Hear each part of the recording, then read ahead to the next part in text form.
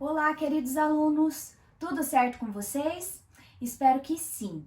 Meu nome é Karen Bueno, eu sou professora de Geografia, graduada e mestre pela Universidade Federal do Paraná, doutoranda também pela UFPR e estou aqui para abordar temas muito pertinentes de Geografia para o 8º ano, ok?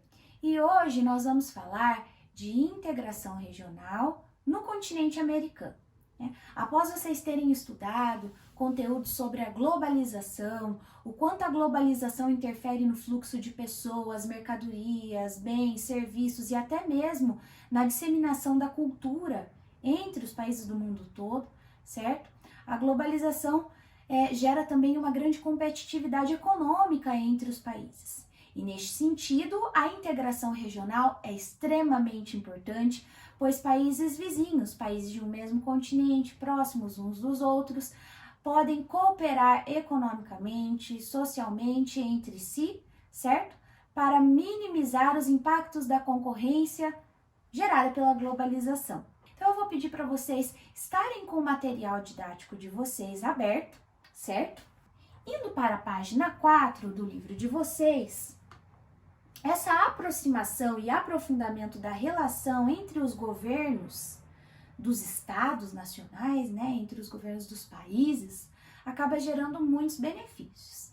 Dentre esses benefícios, como vocês podem observar na página 4 do livro de vocês, nós temos ali uma foto da fronteira entre Brasil e Argentina.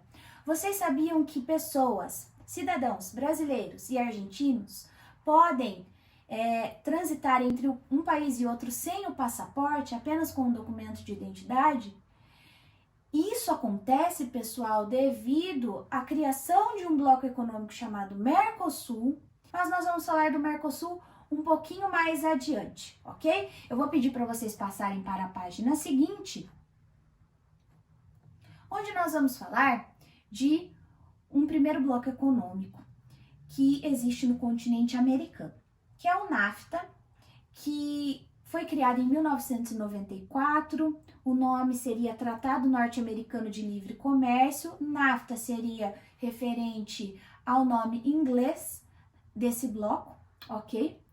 E em 2019 foram renegociadas as iniciativas do NAFTA e foi criado então o Acordo Estados Unidos, México e Canadá, cuja sigla em inglês seria USMCA, ok?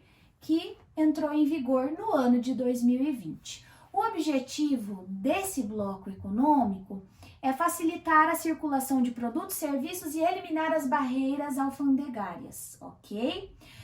Como objetivo principal de encarar a grande concorrência com a União Europeia no mundo hoje, que também é um bloco econômico muito forte, constituído por países desenvolvidos da Europa, em grande parte desenvolvidos, ok? Então, esse bloco, ele tem como grande objetivo a facilitação do comércio, certo? Entre esses 3 países membros. A livre circulação de pessoas não acontece dentro desse bloco econômico. A entrada de mexicanos nos Estados Unidos sem a autorização é um assunto bastante polêmico que nós não vamos abordar na aula de hoje. Muito bem, no mapa ainda da página 5 de vocês, vou pedir para vocês abrirem lá, vocês podem observar que os Estados Unidos têm um papel muito central nesse bloco, certo? México e Canadá dependem muito dos Estados Unidos, têm as suas economias fortemente ligadas aos Estados Unidos, tanto que 85% do PIB total do bloco é correspondente, os Estados Unidos detêm esses 85% do PIB. México e Canadá ficam com os outros 15%, ok? Então, nós temos essa relação de dependência do Canadá e do México com relação aos Estados Unidos, ok? E os Estados Unidos se beneficiam muito desse tratado, principalmente porque eles instalam, devido à mão de obra barata mexicana, suas indústrias no território mexicano. São chamadas indústrias maquiladoras, porque muitos produtos do setor tecnológico, automobilístico, enfim, são produzidos em território mexicano E esse custo se torna barateado devido à mão de obra barata no México, ok? E aí ele é vendido no vasto e amplo mercado consumidor que existe dentro dos Estados Unidos. Ok, pessoal? Muito bem. Um outro bloco econômico que nós temos no continente americano é a Comunidade Andina, cuja sigla é CAN, ok? Esse bloco econômico, ele corresponde a uma união aduaneira. O que seria uma união aduaneira, perdão? É um livre comércio entre os países membros. Nós temos a diminuição e até mesmo a abolição das taxas alfandegárias entre esses países e nós temos uma tarifa externa comum dirigida aos países de fora do bloco, ok? Então esses países estabelecem, eles retiram tarifas alfandegárias entre si e estabelecem uma tarifa comum para países fora do bloco, ok? E neste tipo de bloco econômico, onde há uma união aduaneira, há também a livre circulação de pessoas. Então, como no Mercosul, que eu citei anteriormente, apenas com um documento de identidade é possível transitar de um país para o outro com menos burocracia. Esse bloco foi criado em 69, certo, pessoal? E ele é composto por Bolívia, Colômbia, Equador e Peru, ok? Na imagem que vocês têm na página 6 do livro didático de vocês, nós temos os presidentes em 2019, né, desses respectivos países, comemorando os 50 anos da Comunidade Andina, ok?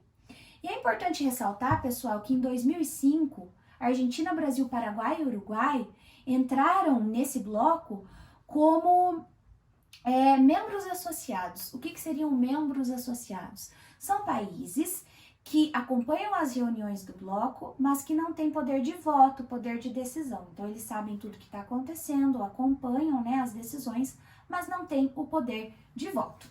Ok, pessoal? Muito bem. E agora, nós vamos falar do Mercosul, que é o Mercado Comum do Sul. Esse bloco corresponde a uma união aduaneira também, tá, pessoal?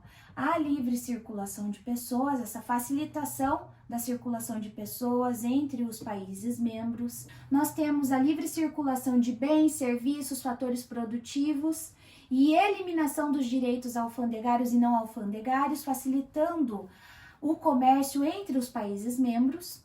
Nós temos uma tarifa externa comum para que os países do bloco negociem com outros países, com outros grupos de países que não fazem parte do bloco, certo? E o bloco Mercosul entrou em funcionamento no ano de 1991 por meio do Tratado de Assunção, ok? O que acontece muito, pessoal, em provas, concursos, vestibulares, provas de seleção, enfim, colocar a Venezuela como membro do Mercosul. E essa questão, essa afirmativa é falsa, porque a Venezuela entrou no Mercosul no ano de 2012, mas no ano de 2016 ela foi suspensa por não cumprir com normas de protocolo de adesão do bloco. Então hoje a Venezuela não faz mais parte do Mercosul, ok? Muito bem. Nós temos membros associados no Mercosul, que são Bolívia, Chile, Peru, Equador e Colômbia. Lembrando que membros associados acompanham as decisões e reuniões do bloco, mas não têm direito ao voto, não têm poder de decisão, ok? Muito bem. A criação do Mercosul proporcionou um crescimento muito grande entre os países membros do bloco, como a gente pode observar na tabela que está na página 7 do livro didático de vocês, ok?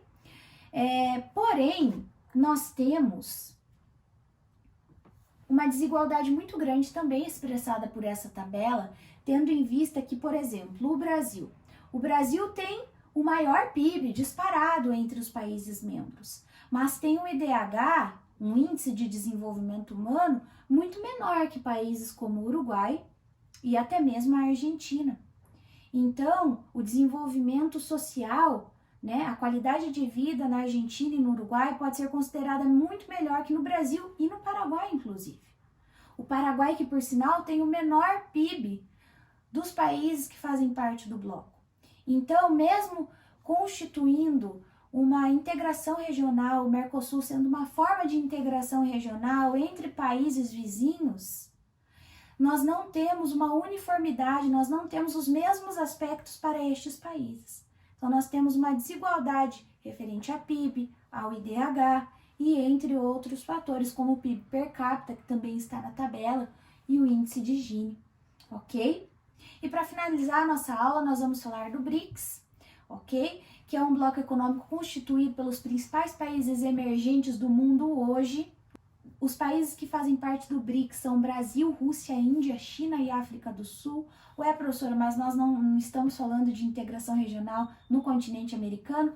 Sim, mas o nosso país é o Brasil e o Brasil faz parte do continente americano, então é pertinente ressaltar que o Brasil está nessa posição de destaque, ele é um país emergente e que faz parte desse importante bloco que é o BRICS, ok, pessoal? Na imagem que está na página 8 do livro didático de vocês, nós temos os presidentes dos países que compõem o BRICS e alguns convidados em um encontro do BRICS na África do Sul no ano de 2018, ok? A característica desses países que compõem o BRICS, ou seja, Brasil, Rússia, Índia, China e África do Sul, seria uma grande ascensão política e econômica que foi sendo alcançada nas últimas décadas e juntos esses países correspondem a cerca de 23% do PIB mundial e isso é muita coisa, tá, pessoal? Esses países não são ainda países desenvolvidos porque apresentam muitos problemas, principalmente de ordem social, né, como baixo IDH, enfim, baixa qualidade de vida, certo? Mas eles são países que vêm ganhando destaque na economia. Ok? É importante ressaltar que dentro do BRICS existem desigualdades entre os países. Por exemplo, a China é o país que detém 67% do PIB do bloco. Ok? Então, um único país que detém mais da metade do PIB desse bloco. E também é importante destacar que o BRICS não apresenta apenas iniciativas econômicas. Existem muitos projetos, acordos de cooperação voltados para melhorias no setor de ciência, tecnologia e inovação, que são importantes pautas de discussão dentro do bloco, ok, pessoal? E para isso, para financiar esses projetos, em 2015 foi criado o novo Banco de Desenvolvimento, que é conhecido como Banco do BRICS, ok? Tudo isso visando a cooperação entre os países membros do bloco, com o objetivo aí de melhorar o desenvolvimento econômico, social e esses países deixarem de ser países emergentes e se tornarem países desenvolvidos. Ok, pessoal? Muito bem. Para sintetizar os conhecimentos que a gente abordou ao longo da nossa aula, eu vou propor para que vocês façam a resolução da questão 1 da página 9 do livro didático de vocês, onde vocês vão assinalar verdadeiro para as alternativas verdadeiras e F para as alternativas falsas, ok? Então, ali vocês têm um breve trecho para analisar que fala sobre integração econômica e depois vocês vão analisar quais alternativas, quais afirmativas são verdadeiras e quais são falsas. E eu volto aqui para a gente corrigir essas atividades, essa atividade no caso. Tá bom, pessoal? Até então, até uma próxima e bons estudos para vocês. Tchau, tchau!